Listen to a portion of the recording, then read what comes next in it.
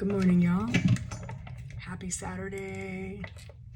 I am making coffee in my French press and can get this thing open.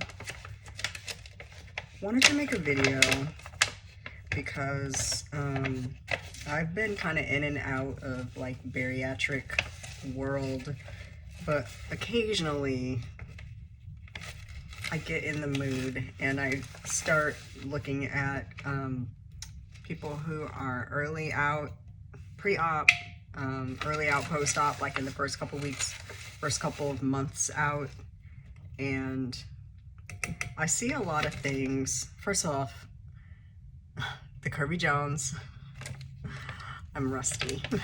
It's the Curvy Jones here. I don't often post on my YouTube channel, but sometimes I got a thing I need to say. So I gotta say it. I had my surgery on December 21st, 2012, which means I'm about to hit 10 years out. I'm very excited about that. I honestly, when I had my surgery, didn't really think about being 10 years out. So it's pretty interesting.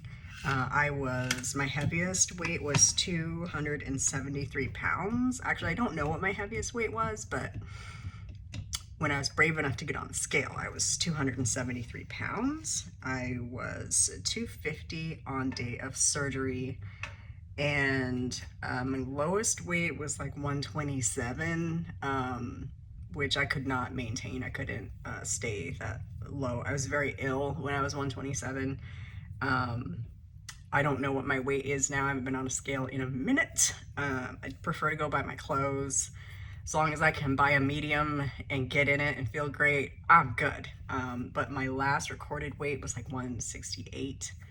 I prefer to be in the mid 140s. I have had some regain after my hysterectomy and my battle with anemia.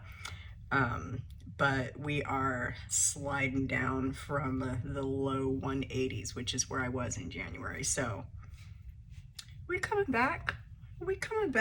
This is a lifetime thing, right? So as I was saying, I am seeing a lot of patients and have seen a lot of patients over the last 10 years worry about the same things post-op. With your 3 weeks, 9 weeks, 3 months, 9 months post-op, the same concerns bubble up. And what I'm seeing a lot of right now is I'm so worried because I can eat more food. I'm really concerned about that. I don't want to be able to eat more food. And this is just something your surgeons and your teams should be telling you. You will not eat 2 to 4 ounces of food your entire bariatric life. That's just the beginning stages. Over time, the sleeve does expand. Over time, you will have more capacity. I am 10 years out. I eat about 4 to 6 ounces of food at one sitting, depending on the day, depending on my sleeve. I do want to encourage people to seek out your surgeon, seek out your team. If you don't have a surgeon that's easily reachable to ask advice like this without them making you feel like you're crazy, follow my surgeon, because he is more than willing to help patients that he didn't sleeve. He is Dr. Guillermo Alvarez with Endo Bariatric. He has a clinic in Piedras Negras, Mexico. It's just over the San Antonio border. Is it San Antonio? Someplace in Texas. He's just over the border.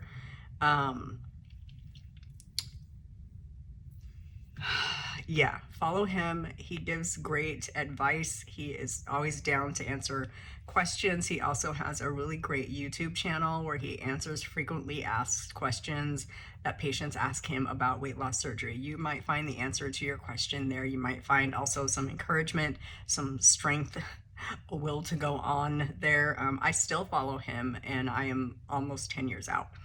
So a thing that Dr. Alvarez tells us, 2 things to remember, is that the sleeve is an organ, just like any organ in your body, and it is susceptible to any kind of change, environmental, atmospheric, even, your psychological environment all affects your sleeve. If you get on an airplane and your ears plug up and you kind of can't breathe, that's your body reacting to that. And your sleeve is exactly the same way. It can expand or contract based on elevation. Is your sleeve tighter when you're in Denver as opposed to when you're in Philadelphia? Probably, because the air is different when you're at a higher elevation. When I fly, my sleeve is so tight, like I cannot eat. I can barely get down like a cup of hot tea. She needs a minute because she's tight. So that's a thing that happens to me when I fly. My sleeve constricts and it tightens up, and I literally can't. I don't have capacity. After a while, it loosens up, and I have my normal 4 to 6 ounces of capacity. I do still fill up very quickly, and I eat twice a day. Maybe I might snack here and there, but I do not have a big appetite.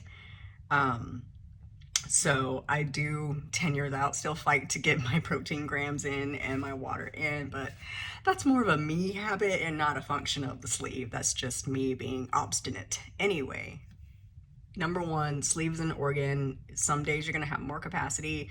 Some days you might have no capacity. Number two, I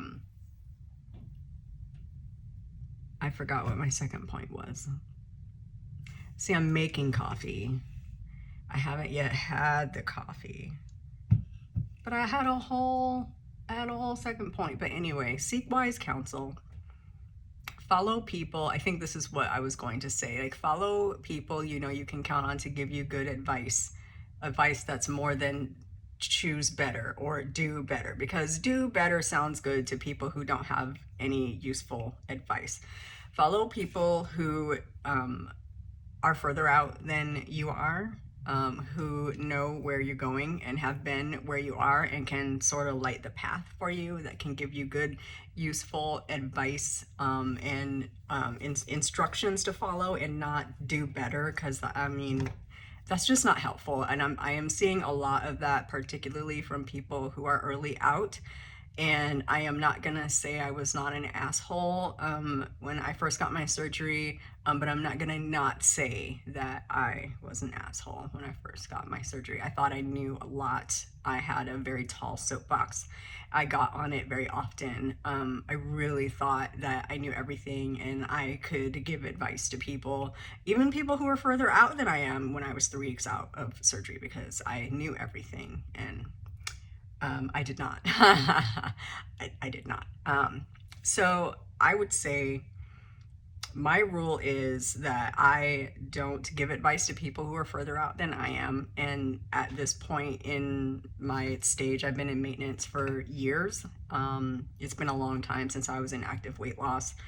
And I find kinship with people who are 10, 12, 15, 20 years out of surgery. There's somebody who's 20 years out that might actually have some guidance for me at this point, you know, in my life. Like, what is it really like living lifelong with a stomach that only holds 6 ounces of food that you have to feed Nexium every like 36 hours, or she gets very angry. So I also don't take advice from people who are not as far out as I am. So watch who is trying to give you advice, watch who gets on their soapbox, watch who always has something to say but doesn't have anything useful to say. The people who are issuing the do better and choose better and that kind of advice isn't helpful to anybody. If you don't have anything useful to offer, just say, hey, I know this is hard. Let me know when you figure out what works for you, because it might work for somebody else. Direct them to someone who can answer a question or give them guidance, like my surgeon, Dr. Alvarez. I